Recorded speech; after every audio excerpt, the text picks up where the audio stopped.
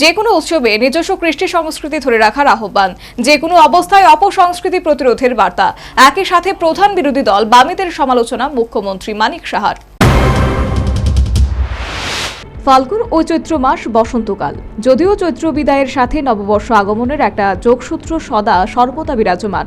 নতুন বাংলা বছর সূচনার আগে ফাল্গুন ও চৈত্র মাসে বসন্ত উৎসব পালন রাজ্যের কৃষ্টি সংস্কৃতির অন্যতম। এর ভিত্তিতে বিভিন্ন মহকুমা ও জেলা ভিত্তিক বসন্ত উৎসব পালনের পর রবিবার অনুষ্ঠিত হল রাজ্যভিত্তিক বসন্ত উৎসব। কার্যত বৈষ্ণব আখড়ায় যে ধারায় বসন্ত উৎসব উদযাপন করা হয়, সে ধারায় নতুন আঙ্গিকে রাজধানী আগরতলার কুমারী টিলাস্থিত বিটি কলেজের প্রাকৃতিক উদ্যানে রাজ্যভিত্তিক বসন্ত উৎসব অনুষ্ঠিত।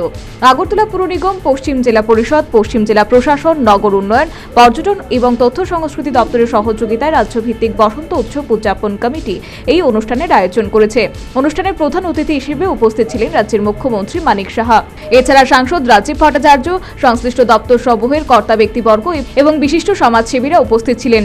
পিচকারিতে ক্যানভাস রাঙিয়ে রাজ্যভিত্তিক বসন্ত উৎসবের আনুষ্ঠানিক উদ্বোধন করেন মুখ্যমন্ত্রী মানিক সাহা। দেশীয় ঘরনায় সঙ্গীত নৃত্যানুষ্ঠানে উৎসব স্থল ছিল আনন্দ মুখরিত।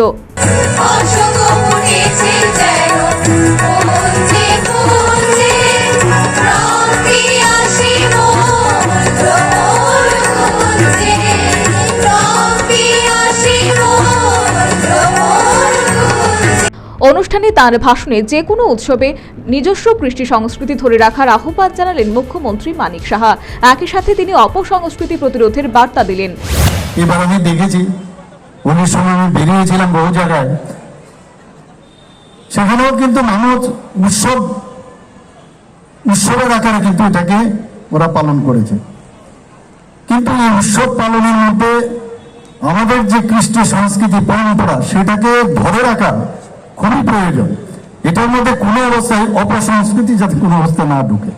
এবং এই ধরনের আয়োজনে আজকে কিন্তু এত ভালো লাগলো যে আমরা সত্যি এখানে জনজাতি যারা আমার ছেলে মেয়েরা এসছে, আমাদের বাঙালিরাও এখানে এসছেন, মণিপুরিরাও এসছেন। এই যে আমাদের একটা মিশ্র একটা সংস্কৃতি, সেটা যে এতদিন ধরে চলে আসছে, সেটা আগামী দিনেও চলবে। সেটা কিন্তু আজকে এখানে দেখলে বোঝা যায় যে আমাদের ফিউচার স্টিল ব্রাইট। এর মধ্যে প্রধান বিরোধী দল সিপিএম এর বিধায়কদের বাজেট অধিবেশনে বয়কট প্রসঙ্গেও মুখ্যমন্ত্রীর ভাষণে স্থান পেল। একই সাথে নাম উল্লেখ না করে বিরোধী দলনেতার সমালোচনা করলেন মুখ্যমন্ত্রী। সবসময় একটা নেগেটিভ টক করার যে একটা বিষয়, যে মুখ্যমন্ত্রীকে ধন্যবাদ যে উনি যে আমন্ত্রণ করেছেন, কিন্তু মনের থেকে করেছেন কিনা জানি না। অদ্ভুত, এ কি অদ্ভুত বলা, তাহলে আমার মন খুলে আমার হৃদয় দেখিয়ে বলবো, আসুন আমার হৃদয় দেখে যান। প্রতিটা কথার মধ্যে নেগেটিভ। আর কংগ্রেসের তো কথা বলে লাভই নেই, লম্ফ নানা রকম সব অ্যাক্টিভিটি করে বলে, কি বলবো আর ওদের। এই হচ্ছে রাজনীতি। আমরা এবং রাজনীতির সাথে সমাজ ব্যবস্থাও একসাথে যুক্ত। এদের কারণে সমাজে অনেক ক্ষতি হয়েছে।